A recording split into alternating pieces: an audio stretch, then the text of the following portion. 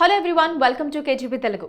అసలే కర్ణాటకలో ఓటమితో దాని ప్రభావం తెలంగాణపై ఎలా ఉంటుందో అని ఇక్కడి బీజేపీ నేతలు కంగారు పడుతూ ఉంటే గోరు చుట్టుపై రోకలి పోటులా తయారైంది తెలంగాణ బీజేపీలో అసమ్మతి పోటు. పార్టీ అధ్యక్షుడు బండి సంజయ్తో పార్టీలోని కీలక నేతలెవ్వరికీ కూడా పడడం లేదు. ఈ విషయంలో బండి సంజయ్దే తప్పంతా అంటున్నారు సీనియర్లు. ఎవరిని కలుపుకుపోకుండా బండి సంజయ్ ఒంటెత్తు పోకడలు పోవడమే సమస్యకు కారణమని వారు ఆరోపిస్తున్నారు.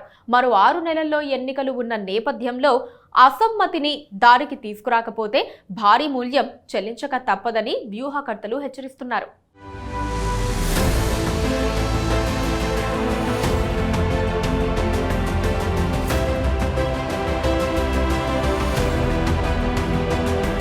కర్ణాటక ఎన్నికలకు 2-3 నెలల క్రితం వరకు కూడా తెలంగాణలో బీజేపీ చాలా దూకుడుగా ఉండేది.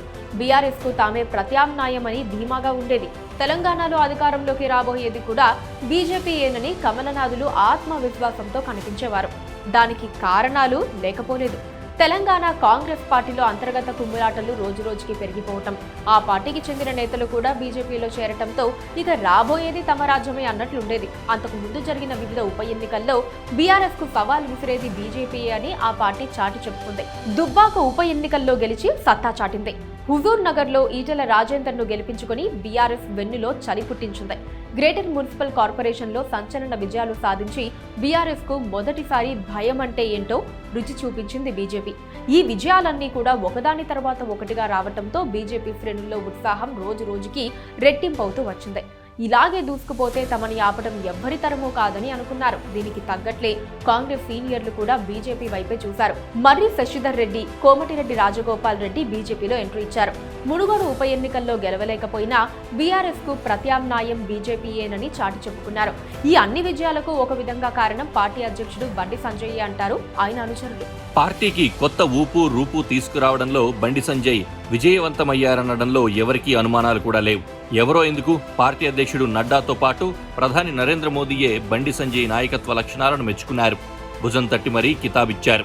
దాంతో బండి సంజయ్కి పార్టీలో స్టార్డమ్ వచ్చేసింది. ఆయన అనుచరులైతే తెలంగాణకు కాబోయే ముఖ్యమంత్రి బండి సంజయ్ అని ప్రచారం చేసేసుకుంటున్నారు కూడా. ఇక బండి సంజయ్ పలు దశల్లో నిర్వహించిన పాదయాత్ర కూడా హిట్ అయింది. ఎక్కువ కాలం జనంలోనే ఉండడం వల్ల పార్టీకి మంచి మైలేజ్ వచ్చింది. అంతా బానే ఉందని హుషారుగా ఉన్న వేళ కర్ణాటకలో బీజేపీ ఘోర పరాజయం తెలంగాణ బీజేపీలో గాలి తీసేసినట్లయింది. దాని ప్రభావం తెలంగాణపై కూడా ఉంటుందని వారు ఆందోళన చెందుతున్నారు. మరోవైపు కర్ణాటక విజయంతో తెలంగాణ కాంగ్రెస్ లో జోష్ పెరిగింది.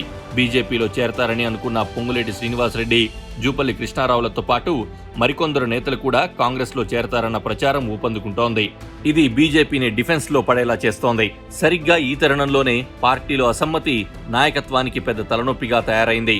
బీజేపీ తెలంగాణ రాష్ట్ర రథసారథిగా బండి సంజయ్ పగ్గాలు చేపట్టాక పార్టీ పరుగులు తీసిన తీరుతో రాష్ట్ర జాతీయ నాయకులంతా ఆయన్ను ప్రశంసించారు. అయితే పార్టీ రాష్ట్ర అధ్యక్షుడిగా తన బాధ్యతలు సక్రమంగా నిర్వహిస్తున్నా తనతో పాటు 10 మంది కలిసి నడిచేలా చేయడంలో బండి సంజయ్ విఫలమవుతున్నారనే టాక్ నడుస్తోంది. ఇదే అంశాన్ని పార్టీలోని ముఖ్య నేతలు అధిష్టానం ముందు మొరపెట్టుకున్నారని, అందరినీ కలుపుకొని పోలేకపోతున్న బండి సంజయ్ని పదవిలో కొనసాగించాలా, ఇంతటితో ముగించి మరొకరికి రాష్ట్ర పగ్గాలు అందించాలా అనే ఆలోచనతో హైకమాండ్ ఉందని తెలుస్తోంది.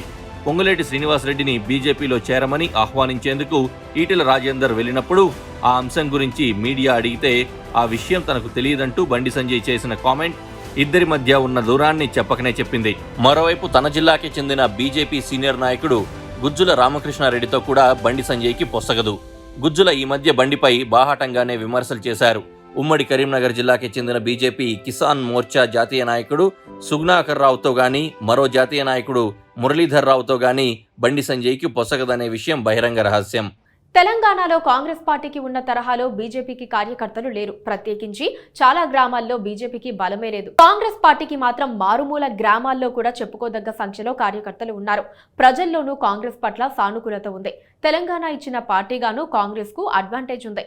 అంచేత వచ్చే ఎన్నికల్లో బీఆర్ఎస్ కు ప్రత్యామ్నాయం కాంగ్రెసే అంటున్నారు హస్తం పార్టీ నేతలు. బీజేపీ లక్ష్యం తక్షణ అధికారం కాదని, తెలంగాణలో మరింతగా బలోపేతం అవ్వటమేనని వ్యూహకర్తలు అంటున్నారు. ఆ దిశగా తెలంగాణ బీజేపీ సానుకూలంగానే అడుగులు వేస్తోందని వారు చెబుతున్నారు. అధ్యక్ష పదవిని ఆశించేవారు ఎక్కువగా ఉన్నారంటేనే బీజేపీ తెలంగాణలో ఓ స్థాయికి ఎదిగిందని ఒప్పుకోవాలంటున్నారు రాజకీయ పరిశీలకులు.